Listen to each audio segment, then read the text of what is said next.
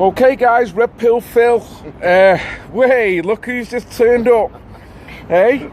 Second time lucky, eh? Second time lucky. Yeah, and I've got power in my phone this time, guys. You remember? That was such a disappointment, that, let me tell you. Yeah, even though when I did power up my phone, I got the best footage in terms of the best views. It turns out that I got like over 150,000 views of what I filmed underneath Nelson's column. But interviewing you guys would have been a lot better, and I'm just gutted. But I don't know about that. no, honestly. But that poem, I managed to save the poem because I got home and I thought, I wonder whether it's saved. I wonder, and then I looked for, it's saved. Thank you very much. So I've always got a poem. there is a God. Oh no, it's brilliant. So thank you for taking the time out, and thank you, Carol, Nanny Robinson, for one, getting me a drink, and for two, dragging this man over the street. I said Phil's looking for me. Tell him I've gone home. Yeah, he's had enough. He's had enough. It's been a long day. So listen, guys, thank you very much for taking the time out for this. Right, so I'm going to shoot this straight at you, Eddie. Yeah. What's your thoughts on today, pal? First things first. Yep. My friend, that was so peaceful. Yep. That was so loving. The music just, it just changed the atmosphere as well. Right. You know, the speakers were brilliant. The organisation. Listen, I have to big up the DFLA because they're so professional. You know. Sorry. They're so professional in the way they actually handle things, and the veterans, you know what I mean? And you know what, my friend? I've been to a few marches, but this one here, it really did it for me. There was just something absolutely different about this one here. Right. You know? When we got to the end of the march, and they had the Jerusalem playing. Yeah, it was just so uplifting. It was just, I mean, this is what it's about. If we're going to overturn this whole thing, you know what I mean? That was the way to go. You know, there's no excuse. So, whatever marches further down the line, I don't know, but there was just something a little bit different there. You know, and everybody has to look themselves in the mirror and try to figure out, what is it? Right? What is it? You know, I'm going to be straight with you, Phil. You know what I mean? This is my opinion. This is not Phil's opinion. Right? So nobody start, and all that, Free thinking, mate. You know what, my friend? Look. We're fighting for our country, right? And at the end of the day, this isn't an FA Cup final. The losers end up dead in this game. You know, so we've got to get real, and we've got to get patriotic. Yes, controlled anger. That's all it is. There were certain people, there were certain things that Tracy said there, that obviously the average person would get very, I mean, even Brit Girl, what she said about being a mum, etc. You can get upset, fair enough, but you've got to control it. But if you think you're just going to go down there and, certain people are, going on a certain way and, there's no, look, what I saw there, right, was leadership. Coming from who? Coming from, obviously you've got people with military stance, but they stood up as leaders, they spoke as in leaders. The vets? Yes, the vets, etc. Even Imran, you know what I mean? Richard, they spoke to with authority, but you know what? They were strong in their words, but they were calm with it. Yes. At the same time, there was control there. And sometimes we do other marches where there's no leadership and it's a free-for-all. So it's always going to end up mad at the end of the day. Do you think it's got a bit wayward over the past few weeks? Absolutely, it's gone a bit wayward over the past 3 weeks, for sure. So because it's almost like it's a free-for-all. It's like having an army and you've got no general. There's a vacuum, isn't there? Absolutely, there's a vacuum. People are exploiting that vacuum. Like I said, Phil, I say it like it is, right? If you go into war and your general's done, you're supposed to have a replacement. If you haven't got a replacement, there's going to be 20 people ready to take. You know what I mean? And the way it is, sometimes it's going to come to a point where you don't know who to trust. You don't know who to trust. So we're running backwards and forwards, etc. And I just think when you guys see the footage of that video and you see how people handle themselves. Can I just make an observation about the police? The difference, as far as the police were concerned, they were soft-hatted today. They weren't there in riot gear. Yeah, absolutely. They weren't there to antagonise in the same way that they were at the last Nanny Robinson march. Makes and a I difference. think that made a big difference. Because when they come in all tooled up, the hotheads are instantly aroused. Yeah. testosterone flies, the alcohol flies. The alcohol. And big the time. police at the last Tommy Robinson demo, the police were intimidated. Absolutely, yeah. Unnecessarily so. I had them march right in front of me when there was nothing going on. They look like stormtroopers. They do, you know, and it is done too. I don't know, it's almost done deliberately, but that was the difference with today. I can agree with that. They were soft-hatted, not in their riot gear. I mean, all right, they still had their big jackets on. I mean, they must have been sweltering, poor thing. But it is what they class as soft uniform. Soft uniform, you know, I don't know what they classed it as, but that's what I called it. You know, it wasn't in the riot gear. They almost look bored, Nanny. They almost look bored, it's just there's nothing's going on here. So like, what do we do with ourselves? Like, let's create a little bit of... I spoke to one of them as we were walking down. Yep. And because I always talk, I'm always engaged. And I said, you know, are we all far right extremists? And he looked at me and he said, well, that's not what we've been told. He said, we've just been told that you're here for Brexit. I said, yeah, but they call us far right extremists. And he said, oh, well, that's not what they said in the briefing room. Really? Do you know what? Can I just share something with you? When we had the march for the Free Boys, you know, and I didn't realise at the time that there was someone of I don't know if he was a Muslim or I don't know if he was Asian, but anyway, he supposedly was smiling, right? And you know, some of the crowd got a bit angry and they walked towards. Oh, this was the guy behind the gates. Yes, right. Yep. I didn't know that was why they walked. But I stood there and I stood in front of one policeman and I was saying to them, no, don't mess it up because I want Tracy to get her speech in. The copper right behind me, right, said to me, are you EDF? EDF? EDL. EDL. He said, you EDL? I couldn't believe it. Electric. Yeah. Did you pay your bill? Are you EDL? Come back. He said, you EDL? And I went, what you want about? And then I said, no, don't be silly, you know what I mean? I said, I'm trying to stop this. He said, leave it to me. I went, nah, mate, I ain't leaving it to you. Yeah. Isn't it painful that no matter what you do... It's the briefing. It's the briefing. It's the key words that they keep using. Don't cut that, leave that one in there. I'm leaving it. It's electric. Right, well, it is EDF. the biggest question I'm going to say now, the biggest question I'm going to put to you, mate, do you pay your electric bill? That is important. Trust me. Trust me, I'm like, oh, listen, brother, listen. And like, you know what? It's the report they're given. Yes. But what I'm saying at the end of the day, right? It's a stigma. I think, look, let's put it this way. There were a few people down there that had a drink. You didn't even notice them. Yeah. That's the difference. But we know what sometimes when you're coming out with this and you're coming out with that, look, you've got to realise, like, I'm not saying everybody that comes down with drink, right, you know, they're coming down there for a problem. But what I'm saying is, but when you're coming down there and it's like a proper day out and you're sort of like, you know what I mean? And you know, you get frustrated because it's just Tommy. You know what I mean? It's almost like a mantra. Yeah. And it's almost like you can get hypnotised like that. You're just listening. There's no music to calm you down, to bring you back down. You know what I mean? I think with the Tommy thing, I think you've got a few different issues. I think the march is infiltrated by those that want to create provocateurs, without a doubt. Absolutely. I think it's also infiltrated by police in plain clothes. Absolutely. Yeah. Absolutely.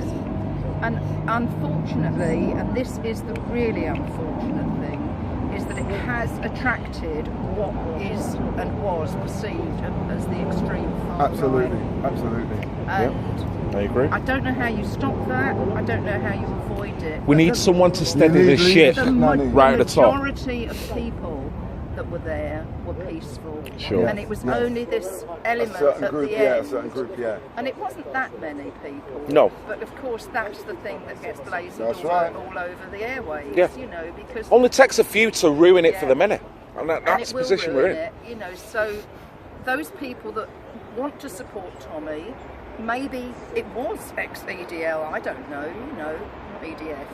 No. I think the fact that Tommy's been taken the way he has been taken, it's evoked emotions and feelings. It's made us all realise that, because we all know how he's been persecuted. True. Something that's never told, you know, the lies that are told about him are extreme. You know, the persecution hasn't been talked about. And it's not just him, it's John Wedger. Yes. You know, there are so many people. Yes. You know, I don't know much about the Melanie Shaw, I've not looked into that, but from what I'm gathering, she's also a political prisoner. Certainly, yeah. I'll be doing a report on that at some point, yeah. I say I've not looked into that, so I can't really comment. Yeah. Shocking. Yeah. You know, but, you know, that's we know issue. this is happening. We know that this is happening to people like ourselves who are only speaking what they perceive to be what is happening in this country at the moment. Now, when did that become wrong? When did it become wrong to be patriotic? You know, I just don't get it. To be used against you. Yeah, it's used against us. Yeah. And I don't populism. get it. You know, the first time I heard that, I looked it up in the dictionary. I thought, well, yeah, well, what's wrong with that?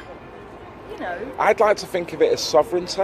Yes. I want to be able to have a country that we've got our own control. We're not employing people that are unelected. When we're talking about Brexit, that have a nice little fat budget, that live in Brussels and do all this ferrying about and live in the best lifestyle, but don't represent me as an individual, that can let our fishermen fish, you know, without them being told, well, you can't do this or you can only get this much in our own waters. What is going on? And then when you actually critique that, I was talking to a 16-year-old boy in the Ramonas. Right. We ended up there. It wasn't intentional, but we was there, so I thought I'd shoot. There was a 16-year-old boy there that had a placard up. I'm 16 and I want my future back. The first thing I thought is, where the bleeding hell's it gone? Yeah. It's still there. Yeah, he's still there, yeah. You're just brainwashed. It is, because... You know what, Phil, at the end of the day, look, right? I mean, it's pretty simple, right? If certain people can behave themselves, right, or try at least to behave themselves, obviously we're going to get certain infiltrators. Yeah? We're going to get certain infiltrators, right? But I think for the most part, the drinking does not help. Yep. Right? It does not help. It's a day out. If people really, you know, people really say they Too late, Carol. What happened? The demonisation has already started. Look, the drinking. Listen. What's this, mate? EDL, mate. EDL. What's this, there? Coke. Is it Coke? Coca-Cola. Is it? Teetotal, mate. Just Coke. Rumour has it that's the double white rum in there. Okay. Serious. Look, we'll start fighting amongst ourselves. Proper row.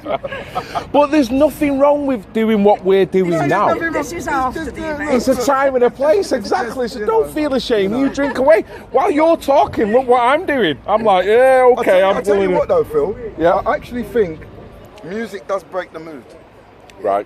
I think music plays an important part. It breaks the mood, my right. friend. You know, because like I said, if you're gonna chant, right? And I mean, I know, you know, fair enough. We all sing Tommy Tommy, but what I'm saying is, in the last march, it almost became dry because it was so much. Yeah. You know, and there was so much talking going on, and then there was so much chanting going on. You know, the frustration starts to build. You know what I mean? So you just need a little music just to calm it down a bit. You know, because you know, it just stops the numbers from growing. That's all it does, it stops the numbers from growing. I feel at this moment in time, we've spoke about it several times during the week, and I've spoke to you as well during the week.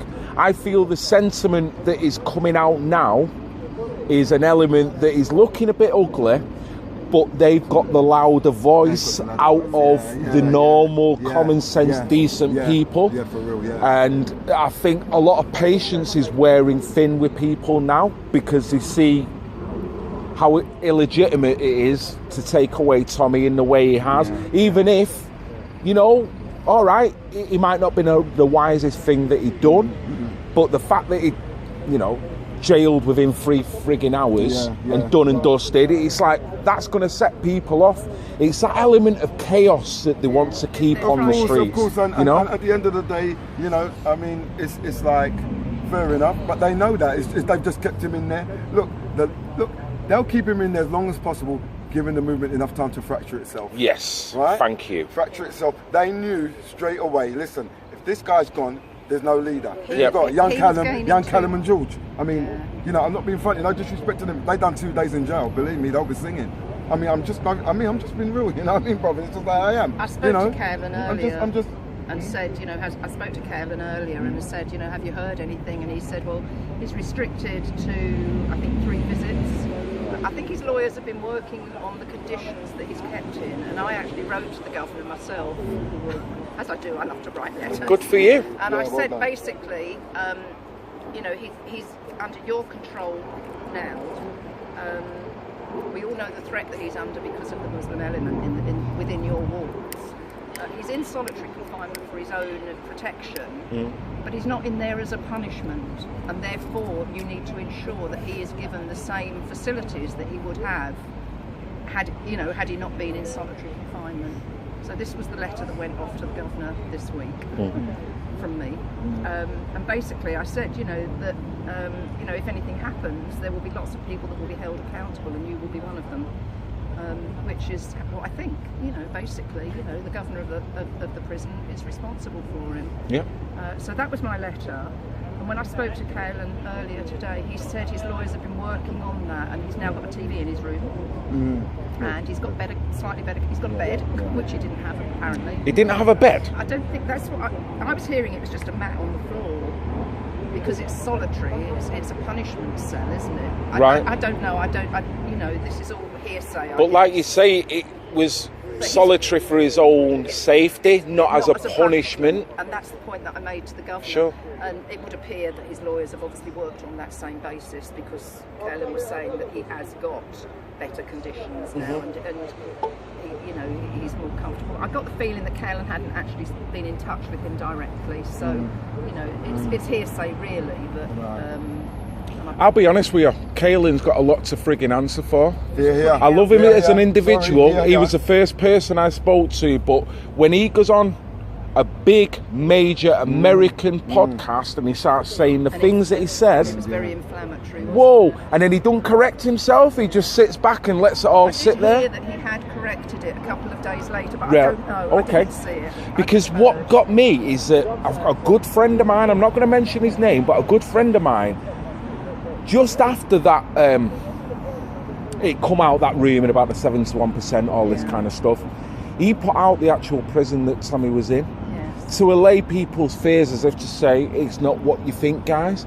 You know, members of Tommy Robinson's entourage got in touch with him on Facebook and says, can you take that down for Tommy's safety?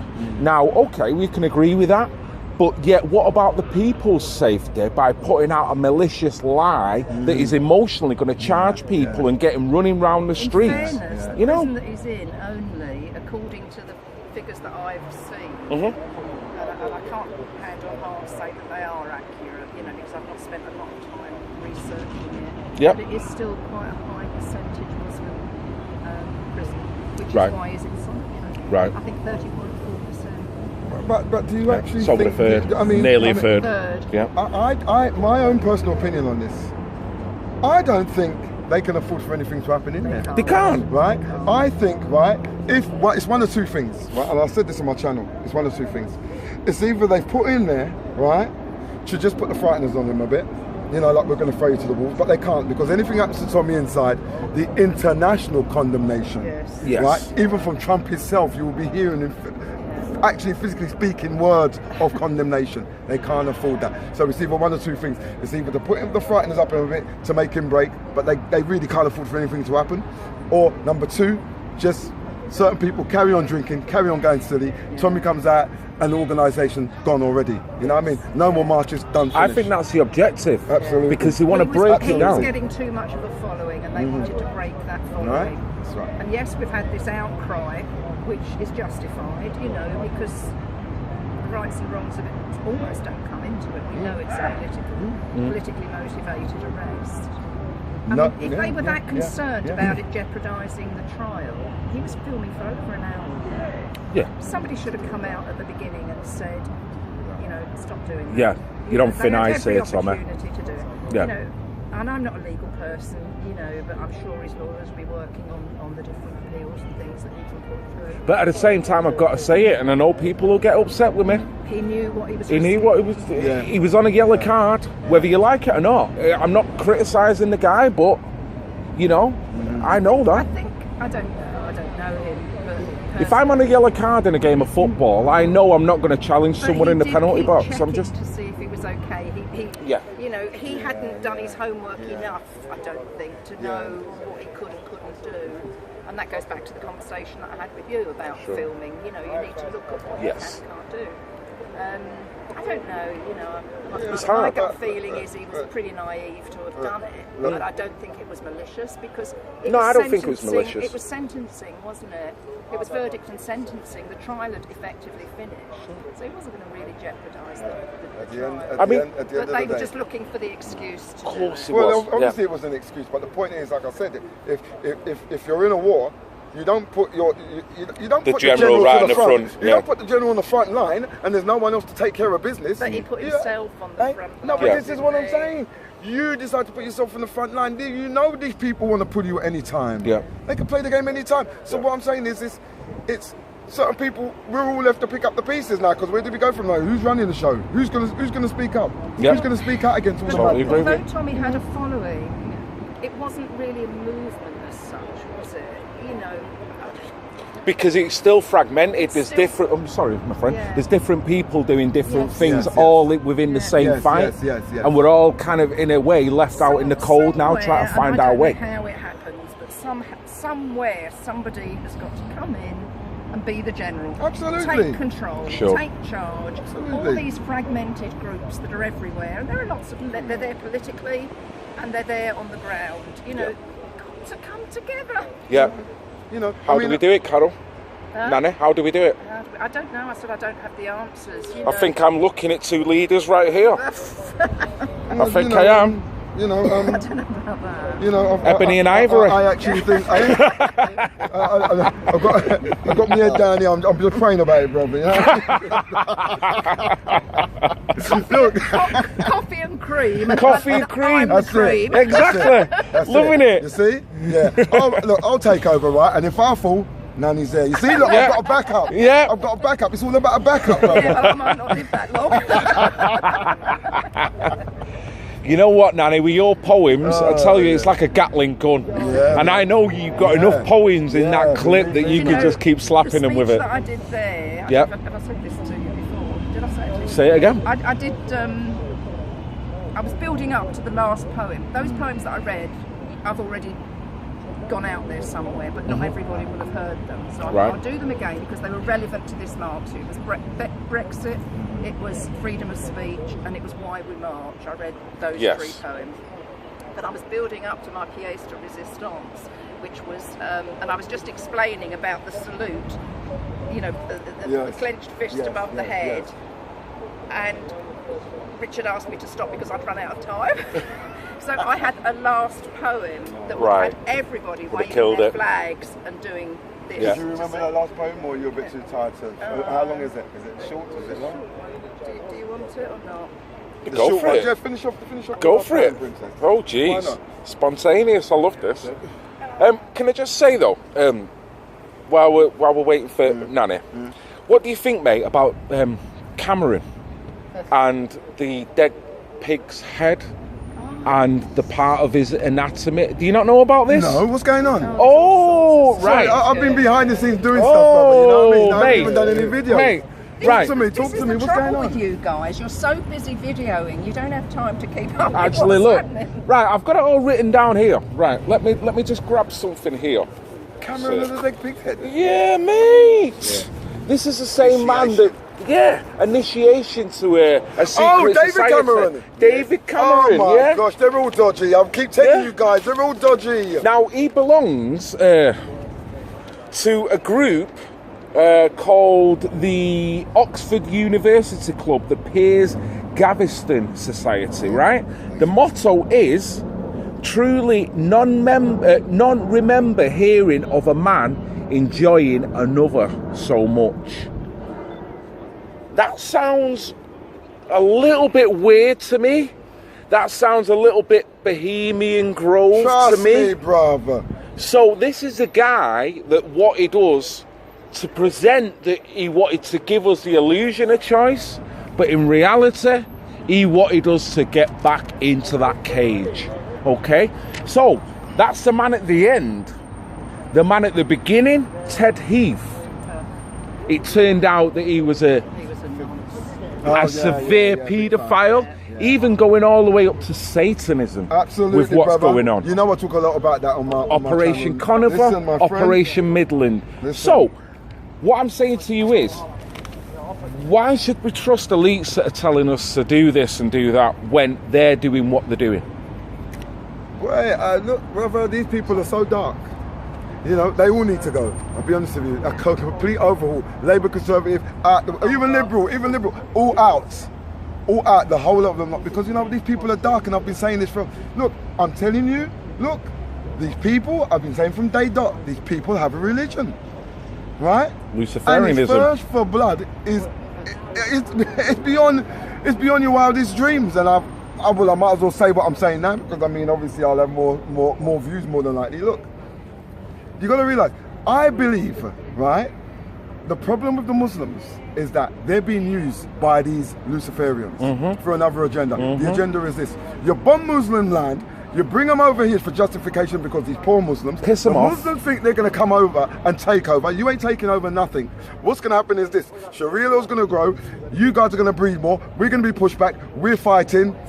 Rub the two together, Judeo-Christianity and Western thinking, thesis and antithesis, then you have antithesis. Then you have Lucifer as God in their religion. Yep. That's what Freemasonry One teaches. dark religion. And I will show you that from all the books on my channel. Go ahead, in the fullness of go time, ahead. my friend. Eddie is freaking okay. And that's why you can never really find Eddie is okay on YouTube, because they've got me on so much lockdown. Yeah. Because I'm just telling you the truth. Yeah. The Muslims are just being used for a bigger agenda. Yeah. And I believe, my own personal opinion, even though you might be atheist, as long as you're Judo-Christian and Western thinking, they see you as Christian.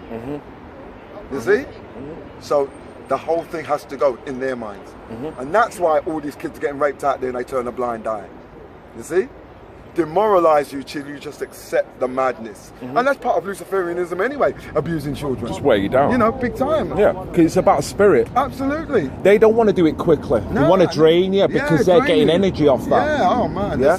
Listen. So listen guys, I've got like probably 2 or 3 minutes left before this is going to shut down. So, as much as I could go on, Okay. I was explaining how this is the salute that we should all be adopting. Okay. It's got nothing to do with Nazism, it's got nothing to do with National Socialism, nothing to do with Black Power.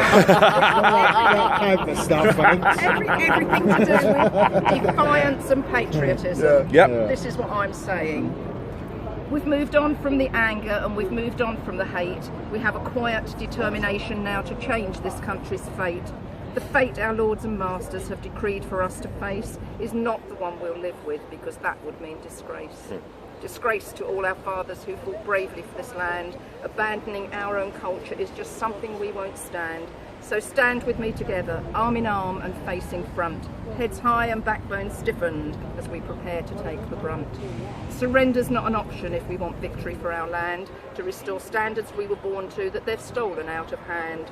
Our Union flag will flutter, we'll fly our banners high, take back our pride and virtue and keep our powder dry. St George's cross and pennant, St Patrick's flag as well, Welsh dragon and the saltire, let them all burst forth and swell. Too much at stake to falter, too much we cannot risk, so stand with me together and raise up high your fist. Yay! Yay! There's mine. Yay! Held high to show our stature, held high, that's what we choose. Fight on, we're all together, and we can't afford to lose. Excellent. That would have killed it. That would have killed it. So, all I've got to say is that shame on Richard.